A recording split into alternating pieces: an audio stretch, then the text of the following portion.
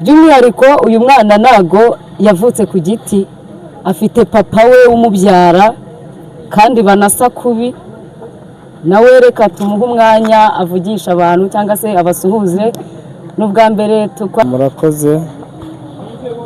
Amazina ni Semugisha, uyu ni umuhungu wanjye w'imfura, akurikirwa n'uyu, ngwino nawe ugera hano, ngwino hano imbere, akurikirwa n'uyu, akiriho mushiki wabo ndetse na musaza we mutoya. Ndashima Imana rero ko ni urugendo rutoroshye umwana atangiye kandi ni byiza. Na Bibiliya iravuga ngo menyereza inzira. Wow, very nice. Ubu byatunganye cyane. Umaranye igihe inzozi zo kuba umucuranzi, wagerageje kwiga umuziki ariko ukabona ntibiri gucamo kubyifuza. Iki ni igihe ngo ukabye inzozi zawe hamwe na BKMS Faith Media Limited. Niba wifuza kwiga gucuranga piano, gitari ndetse no kuririmba, gukoresha indirimbo za audio, aho waba uherereye hose ku isi turagufasha cyane utiriwe uva mu rugo. Dufite software twifashisha twigisha, ukagira ngo wicaranye na mwarimu imbona nkubone. Benshi twafashije ubu bari kubyina intsinzi. Ku nsengero zo hanze namwe tubafitiye imiziki y'indirimbo zitandukanye zo kurabya no guhimbaza Imana, harimo imiziki y'indirimbo zo mu gitabo n'amakorasi mushobora kwifashisha mu nsengero igihe mudafite umucuranzi. Kubakora ibiganiro n'amadocumentaire, tubakorera background music mwakwifashisha mu biganiro mukirinda copyright ya YouTube. Tutibagiwe n'abifuza kwiga production, mwatugana tukabafasha cyangwa tukabafasha online. Duhamagare cyangwa twandikire kuri izo nimero na kuri screen yawe. Murakoze. Amazina nitwa Muzehe Kageruka Nikodemu, abandi Papa Solange. Ndabashimiye mwese kandi ndabasuhuje abakunzi ba Solange TV. Mbifuriza umunsi mwiza. Yewe nitwa Mugisha Prince, abaniga ku kigo cy'Ambura Buturo. Impamvu yaneye kubatizwa ni ukugira ngo niyongere mu mpano z'umwuka kandi umwuka wera akomeze kumfasha mu nzira. Nyine reka mpamagare na musaza we buretse kugenda, hanyuma ntabwo ari we wenyine na musaza we, mwese kandi muri abanjye. Hanyuma nawe reka abasuhuze, musanzwe mumuzi ariko mukibona amasura murabona ko ari abavandimwe. Ndagiye kubasuhuza mu izina ry'umwami wacu Yesu Kristo. Yesu ashimwe. Turabasuhuje bakunzi bacu, bakunzi ba Solange TV, ndabasuhuje cyane. Ndabizi ko mudukunda muri benshi, abari mu Rwanda ndetse n'abari hanze y'igihugu cyacu. Imana ibahe umugisha kubwo gukomeza kudukunda ndetse no kudushyigikira mu rwego rw'ivugabutumwa dukora. Hanyuma ahangaha turi ku rusengero iwacu, twakoresheje ibirori, twagize umubatizo, niyo mpamvu turi hano. Rero mfite umwana nanjye wabatijwe, narabibabwiye ko mfite umwana uzabatizwa. Hanyuma n'uyu munsi rero yabatijwe, nagira ngo mbereke abana banjye. Birashoboka ko mutari munabazi, ariko uyu munsi mugiye kubona umuryango mugari Imana yampaye. Ngiye guhera ku bana batoya. Hari uwitwa yitwa Ufite Yesu Gisubizo Joshua, umeze neza. Uyu nguyu yitwa Ufite Yesu Gisubizo Joshua, niwe mutoya mu bana mfite. Hanyuma ni umuhungu nkunda cyane kandi mwiza, nishimira kuba ndi kumwe nawe. Hanyuma Joshua, suhuza abantu, vuga ngo haleluya, haleluya. Vuga ngo haleluya. Amen. Yego. Uyu ni umwana mpereyeho. Hanyuma hakaba uwundi mukobwa mwiza nkunda cyane, bakwita nde? Uwase Uwimpaye Alliance. Niwe mukobwa ngira mu bana mfite. Hanyuma uyu mwana afite amateka yihariye kandi ndamukunda. Wese unkunda? Ngabwira abantu kubera icyo unkunda. Ukuri umukobwa w'Imana. Nta kindi. Urakoze. Hanyuma uyu nguyu bamwita Imana ishimwe Janti. Jantine umuhungu wanjye wa kabiri, hanyuma nawe ugiye kubwira abantu wowe uri mukuru, hanyuma ngira ikinyamakuru bita ngo iki? Solange TV. Vuga cyane. Solange TV. Murayikunda? Ngaho bwira abantu amazina yawe. Nitwa Imanishimwe Janti. Imanishimwe Janti. Imanishimwe Janti biga mu wa kangahe? Mu wa kane. Mu wa kane. Hanyuma uyu nguyu bamwita Janti, nawe n'umwana wanjye kandi ndamukunda, nishimira kuba ndi kumwe nabo kubera ko Imana yabampaye igashima ko ngira abana bangana gutya. Hanyuma Janti, uyu munsi mukuru wawe Mugisha yakoresheje iki? Koresheje ibirori. Bimeze bite tubwire? Ko yaragiye kubatizwa. Yabatijwe. Hanyuma niki wamubwira kuri uyu munsi mukuru we? Amubwira ko yakoresheje ibirori byiza kandi ndamukunda. Naze hano bimubwira. Hagarara hano. Ngo niki wabwira Mugisha? Yakoresheje ibirori byiza kandi ndamukunda. Ngaho musuhuza. Mukuru nzakugurira imodoka. Yego, uyu ni Janti ngo naba mukuru azagurira mukuru we imodoka, ubwo ni impano muhaye ku munsi mukuru w'amavuko mu buryo bw'umwuka, kubera ko yaravutse mu buryo bw'umubiri ariko yanavutse mu buryo bw'umwuka, ubu yabaye icyaremwe gishya. Hanyuma murumuna we rero amwemereye impano, tumusengera Imana izamuhe imbaraga zo gukorera amafaranga kugira ngo azayigure. Hanyuma hari uwitwa Daniel. Daniel, amakuru? Vuga cyane. Ni meza. Hanyuma se njyewe ndinde? Solange TV. Solange TV. Ibitari Solange TV ndi iki cyawe? Ndi mama wawe. Hanyuma urankunda? Gira abantu rero igituma unkunda. Kuki unkunda? Umugore w'Imana.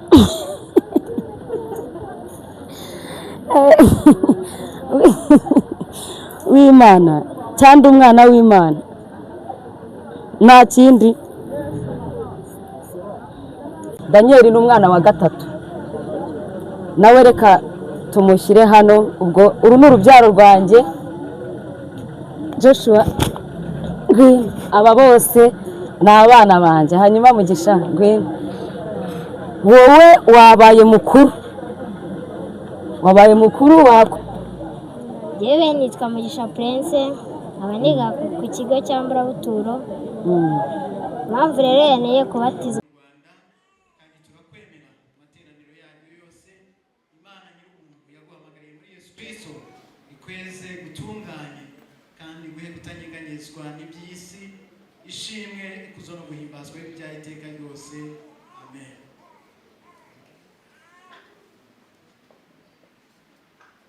Wowe twagira umukiza, nimusezeranire imbere y'Imana n'itorero ryayo. Turagira ngo tubahamagare nabo batambuke. Ganza Gisven, haleluya. Ishimwe Fabrice, Shimwa Oson Edric, Ikundukuri Yakin, Mukunzi Ahirot, Abarugira Elize, Gikundiro Scholastic, barahagurukana n'abishingizi babo. Ntwari Gisubizo David, tubikore twihuse. Ishimwe, haleluya. Mugisha Ali Samuel, Hirwa Joel,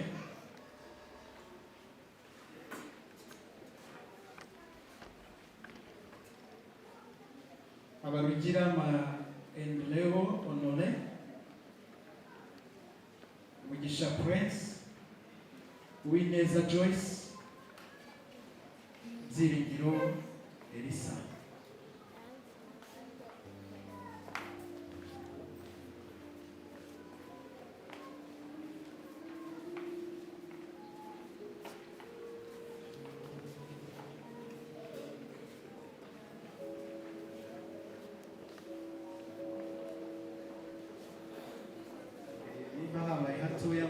ufashe aho imbere ube muremure.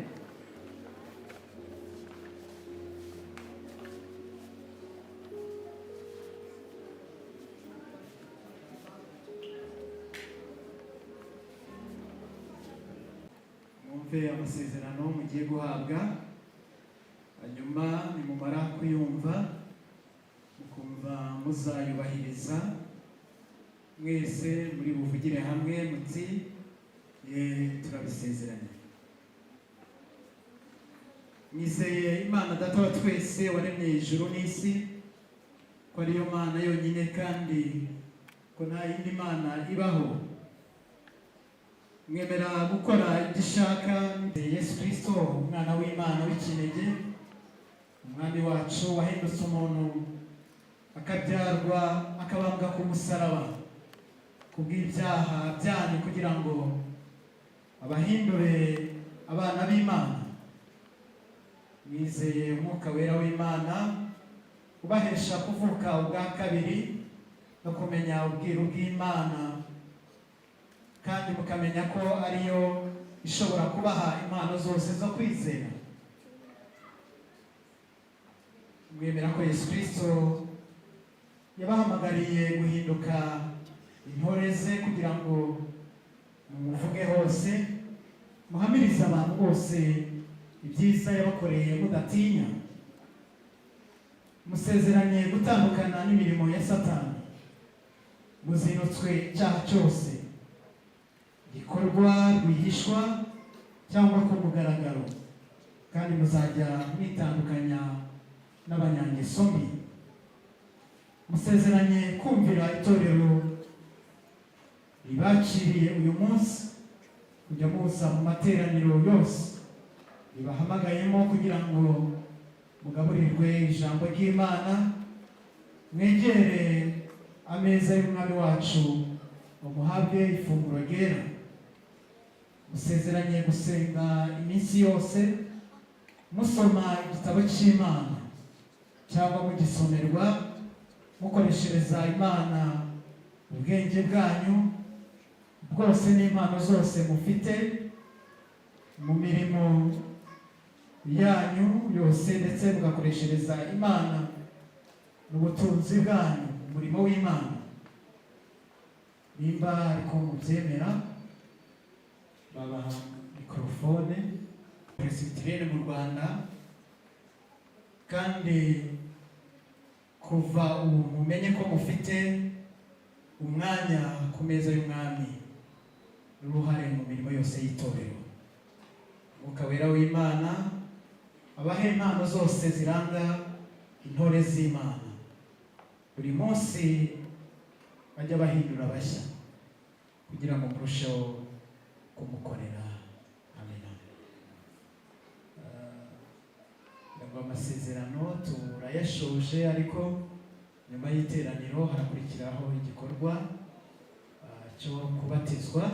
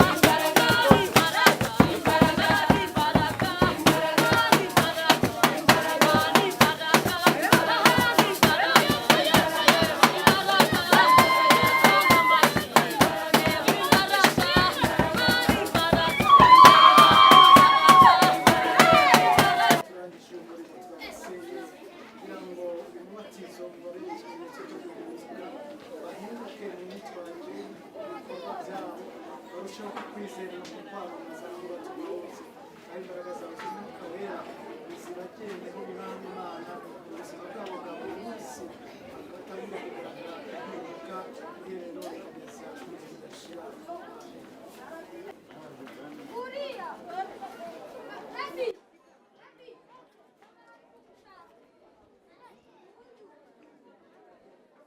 impamvu yanteye kubatizwa ni ukugira ngo niyongere mu mpano z'umwuka kandi umwuka wera akomeze kumfasha mu nzira misemo. Amen. yego umugisha, urugendo rwawe rwo kwiga wigira umubatizo warakugoye ariko wambaye neza hagati aho, wambaye neza nkubwire ko wambaye neza kandi nkubwire ngo iri ni itangiriro ry'umunezero wawe kubera ko urugendo rwawe urweretse Imana izagufasha muri byose. Natwe nk'ababyeyi uko tukugose gutya tuzakomeza kugushyigikira. Hanyuma niyo mpamvu wahisemo kwakirwa mu itorero rya EPR Isano kandi hari ayandi matorero ADPR, kubera iki wahisemo hano? Ni ukubera yuko ari ryo torero nabonye ryiza. Yego, ikindi ni naryo ababyeyi bawe dukoreramo umurimo w'Imana. Yego, urumva ntabwo twasengera mu matorero agize gute atandukanye. Hanyuma Imana ibaduhera umugisha, naberekaga famiye yanjye, umuryango wanjye, abana mbyara hagati aho ngaho. Reka mbereke abana banjye nanone mu buryo bw'umwuka, kubera ko nubwo tubyara mu mubiri ariko no mu mwuka Imana yaduhaye kwaguka k'umuryango. Ndahera kuri Sifa. Hanyuma uyu mukobwa ariko aransumba. Uyu mukobwa ni umukobwa kuko nyine ndamuruta, ariko ubusanzwe ni umumama. Uyu ni umukobwa wanjye mu buryo bw'umwuka ndetse no mu buryo bufatika bw'ubuzima busanzwe, turafatikanya kandi ndabakunda. Sifa, wasuhuza abantu ukabibwira, hanyuma ukagira n'ikintu ugeza kuri barumuna bawe na basaza bawe nk'umuntu bakuriye wabanjirije mu rugendo rw'iby'umwuka. Murakoze cyane. Amazina ni Twiragena Sifa Hana, ndi umumama, mfite umugabo umwe n'abana 3. Ndishimye kubw'uyu munsi kuko hari byinshi twungutse kubona ko barumuna bacu bavutse bwa kabiri. Mugisha, felicitation, turamwifuriza akomeza kuri azamuka mu buryo bw'umwuka, atera ikirenge mu cyacu.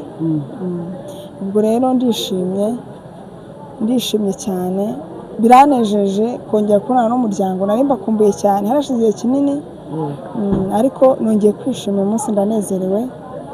Mugi nawe ndaguha Imana naguteguriye cyane rwose, murakoze. Hanyuma ntabwo ari we wenyine, reka mpamagare na musaza we buretse kugenda. Hanyuma ntabwo ari we wenyine na musaza we, mwese kandi muri abanjye. Hanyuma nawe reka abasuhuze, musanzwe mumuzi ariko mukibona amasura murabona ko ari abavandimwe. Ndagiye kubasuhuza mu izina ry'umwami wacu Yesu Kristo. Amazina yo ni Imani Emmanuel. Nkaba nishimiye mu kuboneka mu mubatizo wa murumuna wacu. Ibindi Imana iduhana umugisha. Message natanga, ndishimye kubera ko mbere na mbere umunezero wera mu rugo. Ndishimye kubabona hano mwese by'umwihariko nk'umuryango wose. Rero ku bwanjye ndishimye, ni igikorwa cyiza, ndetse kuba Mugisha yakiriwe mu itorero akaba yabatijwe akaza aho dukorera umurimo, aho tubarizwa, ni iby'agaciro n'ibyo kubaho. Rero ku bwanjye ruhande ndashima Imana, ni amashimwe yuzuye umutima wanjye kongera kubona umuryango wateranye, cyane kubona Sifa Iranzi, kubona Wase, kubona Gentil, Mugisha, kubona Joshua, bose kubona n'abandi bantu bose bari hano. Njye ni umunezero, nishimye, ndumva byandenze. Murakoze. Yego, Imana ibaho umugisha. Hari n'ubundi bamwita Elisa nawe nasi, ntago wasigara, niyihute. Aba bose ni urubyaro rw'umwuka Imana yaduhaye. Nawe suhuza abantu. Mwiriwe. Yego, Amazina yanjye ni Elisa, nanjye naje mu kirori cy'umuvandimwe wanjye mu buryo bw'umwuka. Uyu ni mama wanjye. Yego, ibindi Imana iduha n'umugisha. namwe mwarakoze kuba abana beza mukumvira kandi mukaba mukiri mu murimo mugikomeye. Rero Imana ibaha umugisha. Aba ni abana naberekaga mu buryo bwo mu mwuka, kandi nanone mbereka murumuna wabo kugira ngo bamufashe mu rugendo nawe atangiye, bamufashe kugera nk'aho nabo bageze. Rero Imana ibaha umugisha, ndabashimiye ko mwanitabiriye mukaza kubana natwe. Hanyuma ndashaka pare wabyaye Mugisha niwe ugiye kutubwira uburyo yareze uyu mwana mu buryo bwo mu mwuka, akaba yamugejeje kuri uyu munsi, amutwereka igikorwa nyirizina yasengeye cyangwa se yabayemo akigejeje ku musozo. Watwibwira ukabwira n'abadukurikiye, hanyuma bakakumenya uhagararanye n'umuhungu wawe. Murakoze cyane. Amazina ni Muhawenimana Gilbert. Ninjye pare wa Mugisha. Mugisha ni umwana mwiza, ni imfura. Ntabwo rero wakanga kumubera papa we cyangwa se ngo akubwire ngo ndashaka kumbera pare ngo byange, kuko ni umwana mwiza kandi agaragaza ubunyangamugayo, yaba mu bana bavukana yaba umuryango wose. Ni umwana w'imfura. Murakoze. Hanyuma pare wa Mugisha, nanjye reka ngushimire ndi imbere y'abantu kuba mu bana bose waremeye kubyara Mugisha ukamubera umubyeyi. Byarashobokaga ko tukugeraho ukabihakana, ariko ngushimire ndi imbere y'abantu uburyo witanze ukemera kumuhagararira ukamubera umubyeyi, papa wo mu mwuka. Ubu bivuze ngo uyu mwana arenze. Ariko Mukengwino, nubwo uhagaze ahantu ntabwo uri wenyine, abantu bataza kugira ngo uri umusore, kandi ntabwo ugomba kuhagarara wenyine kubera yuko arahari.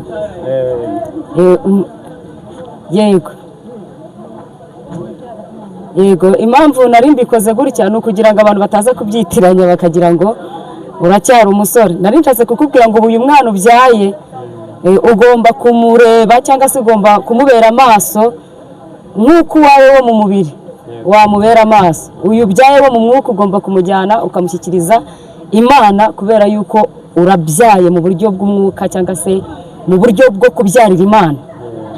Rero Imana iguha umugisha, nanjye ndagushimiye. Hanyuma umufasha wawe ndamukunda cyane, ni dirijante wacu wa korari, turamukunda, kandi uyu nawe ni disipurine wacu wa korari. Hari igihe ajya anaduhana akadushyiraho n'ibihano nk'abantu twakererewe, ariko ni ababyeyi nkunda kandi natwe baradukunda, dufatanya umurimo w'Imana. Ni nayo mpamvu mutubona hano. Mukisuhuza abantu. Ndabasuje mu izina rya Yesu. Nishimiye kuba ahangaha. Imana ibahe umugisha. Amen. Imana ibaduhera umugisha. Hanyuma ndaza gusoresha umukuru w'umuryango niwe uri buze kuza kudusoreza iki kirori, ariko reka nakire umubyeyi wacu nawe agira ikintu atugezaho. Yego. Murakoze. Iyo amazina ni Mukaparite Sarafina, nkaba ndi umukecuru ukunda Imana cyane. Yego. Solange akaba ari umwana wa kabiri mu mbyaro zanjye. Rero nyine nkaba naje gusengera hano, ariko naherekeje umwuzukuru wanjye. Ubu umwuzukuru rero niwe burya badukomokaho, kuko iteka buri gihe nicyo gisigo dushobora gusiga iyo tutashye. Ubwo rero akaba aribo bana bazasigara baranga ibyacu n'amateka twagezemo. Murakoze. Uyu ni mama wanjye nkunda, njya mbaho ubuhamya nyine nkamubabwira, ariko ntabwo mwari mumuzi. Ndamukunda kandi ndamwishimira. Iyo atambyara ntabwo muba mumbona, iyo atandwanirira intambara ntabwo uyu munsi mba ndi hano. Rero Imana ibaha umugisha, kandi Imana iguha umugisha kuko waje. Hari umupapa hano nawe ndamukunda, ni umubyeyi nkunda cyane, aradushyigikira nk'ivugabutumwa dukora. Ni ukuri Imana iguha umugisha. Aho tugeze, ibyo tugezeho, harimo imbaraga zanyu, amasengesho, no mu buryo tutavugiye hano, ariko Imana ikuduhere umugisha. Nawe wasuhuza abantu. Shalom shalom. Nejejwe cyane no kubona ndi hano Imana yanteye iteka kugira ngo mpabe. Ndabizi ko n'utari hano yakifuje kuhaba mu badukurikiranye, kubera yuko ngeze umugisha wo kubona ababyeyi, ngeze umugisha wo kubona abana. Ni umunezero kubera igikorwa cyiza cyabaye kuri Mugisha, tumwifuriza ko akora mu buryo bw'umwuka, akamenya Imana, agasoma ijambo ry'Imana, akaba umugabo nyamugabo uhamya Imana kandi akayihameza n'abandi, akanayibigisha bakayisobanukirwa. Rero ngira ngo mbere yo kumenya Mugisha nabanje kubamenya, ariko muvuga ijambo ry'Imana mbona ry'ukuri. Rero ni uretse nanjye cyangwa uretse n'abatwumva, ni iby'igiciro kandi birakwiriye gushyigikira umurimo w'Imana uko buri muntu wese ashoboye, yaba mu masengesho kuko urugamba rwo mu mwuka nirwo rukomera, ibindi bigatungana. Hanyuma n'abandi bashoboye ibindi bashoboye bifatika by'umubiri kugira ngo umurimo w'Imana ubashe gutera imbere cyangwa se ubashe kugera ku ntego, nabyo bigakorwa. Rero ndabashimiye, Yesu abahe umugisha, murakoze cyane. Nawe urakoze, Imana iguha umugisha ko waje kudushyigikira. Hanyuma ntabwo ndi njyenyine, hari umumama ndabageraho mu kanya, hari umumama muratuzi dukorana umurimo. Nawe gira ikintu ubwira abantu, ugire n'ikintu ubwira Mugisha. Ndabashuje mu izina rya Yesu. Amen. Ni Charlotte. Ikintu nabwira Mugisha, ndamwifuriza kuzaguma mu gakiza kandi muhaye felicitation. Iyi nzira atangiye Imana izayimukomerezemo kandi izamuha ibyo ayikeneyemo byose, nubwo biba bitoroshye. Rero turashimira Imana, byagenze neza, umubatizo urangiye neza, tugiye gukomereza. Si ukurya se buriya, tugiye kurya no kunywa. Ni ukurya no kunywa. Rero abadukurikiye nabo baryoherwe, ndabizi. Iby'agaciro kandi ni iby'umugisha kuba twagiriwe amahirwe cyangwa se twagiriwe ibambe n'Imana. Mugisha akaba yabashije kubatizwa, tubishimiye Imana kandi turishimye. Amen. Turishimye kandi nongeye gushimira Imana ko yemeye ko njya muno mwanya wo kuba nabera umubyeyi Mugisha. Mbishimiye Imana nkanjye kandi nshimira n'umuryango mugari we kuba barangira icyizere bakabona ko nababyara umwana muri batisimu. Ni inshuti zanjye kuva kera, kuva nakinjira mu bintu by'agakiza. Bigenda bikura nyine, bigenda bikura bigezaho y'uwo muryango ndani. Rero ni iby'agaciro kandi ni iby'umugisha, Imana ibererwe icyubahiro. Nari mvuze ko ndi gushimira ababyeyi be kandi ndashimira na Mugisha ko yangiriye icyo cyizere, nanjye nzamubera umubyeyi.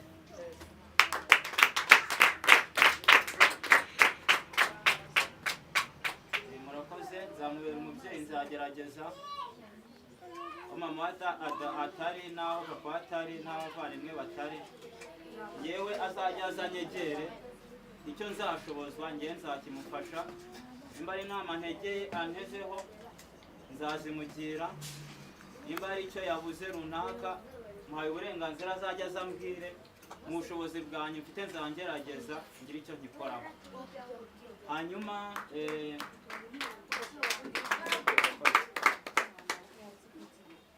Hanyuma nsoza, ntabwo ndi buvuge byinshi, nari ndi gushimira Imana, nashimira nyine umuryango, nashimira nawe mwese mwaje mw'iyi gahunda y'ibi birori.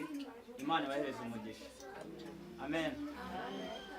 Rero nta mugisha bitewe n'uburyo mukunda, hari impano namugeneye, hari impano namugeneye, kuko iyo ukunda umuntu nyine ntawe ukunda umuntu aramubwira ngo ndawukunda gusa, n'ibikorwa birakora. Rero hari impano namugeneye, reka nyimushyikirize.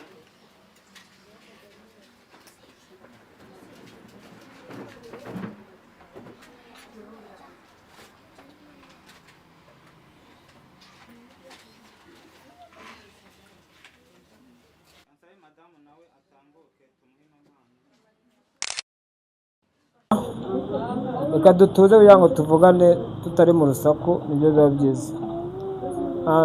Ndashima Imana kuri uyu munsi, umunsi w'abana banjye, Mugisha intambwe yateye intambwe nziza ariko kandi inagoye, ngira ngo nakomeje kubivugaho. Uru ni urugendo atangiye. Gutangira urugendo rero ntabwo ari ibintu byoroshye, ni ugukora cyane ndetse no gushyiramo imbaraga. Ntabwo kujya mu mazi aricyo kivuga ko ukijijwe. Amazi ni ikimenyetso gihamya yuko wakira Kristo umwami ukiza ubugingo bwawe. Ni ukugira ngo ni intangiriro. Rero ndagira ngo nkubwire ngo ubu uratangiye. Icyo tugufasha twe nk'ababyeyi ni ukuba hafi kandi dukomeza gusenga Imana kugira ngo igushoboze urugendo utangiye, uzabashe gusoramo mu bwami bwo mu ijuru amahoro.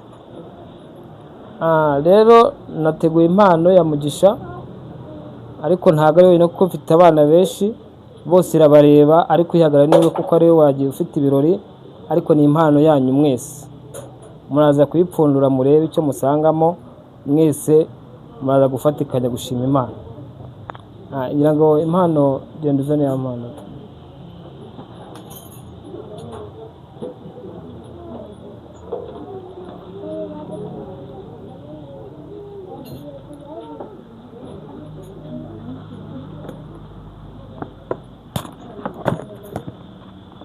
Ngo mwese mukoreho, bose kora. Joshua ngwino.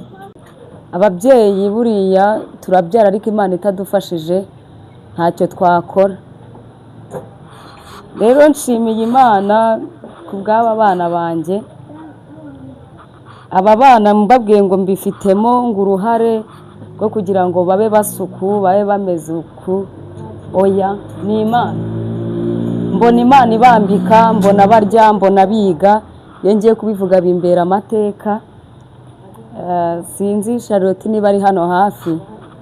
Ntago bijya bingora kugira ikintu mvuga wenda tutari kumwe, kubera ko wenda amateka menshi arayazi.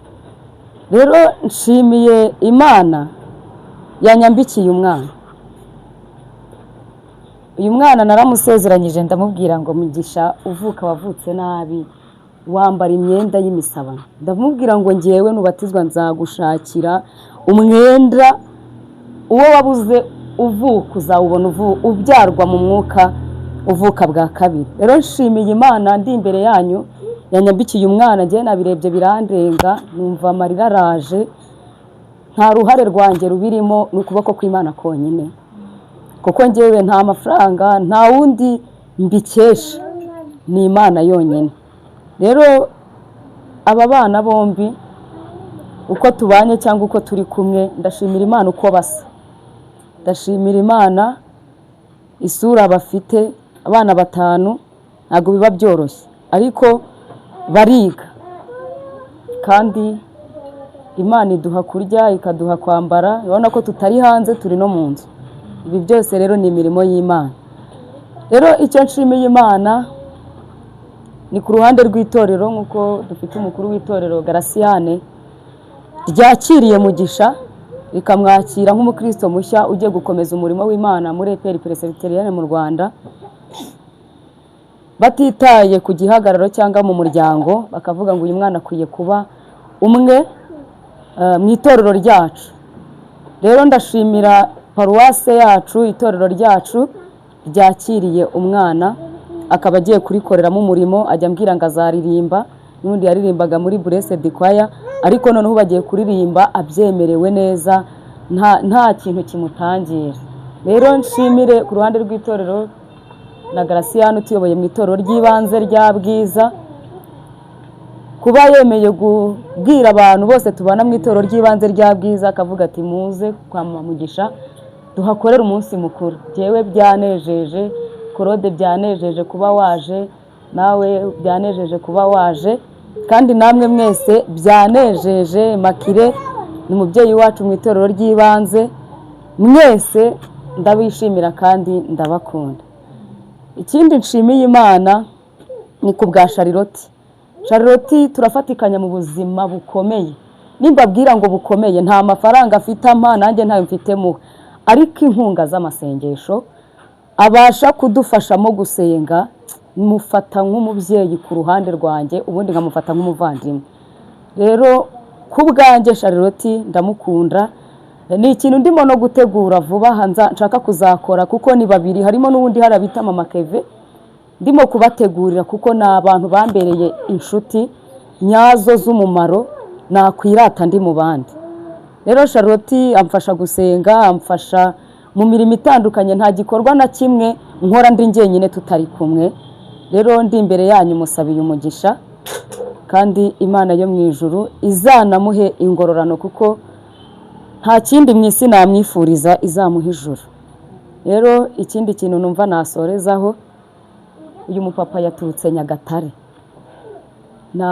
tumuvuze twavuga byinshi, natwe twagiyeyo kubera ko Imana igitubwira ngo nzabahuza n'abantu.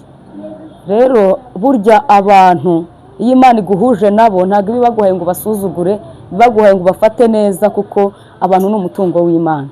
Rero Imana yaduhuje nayo, nageze i Nyagatare ntahazi, nanahageze ndabaza ariko ni mu Mutara ni hehe?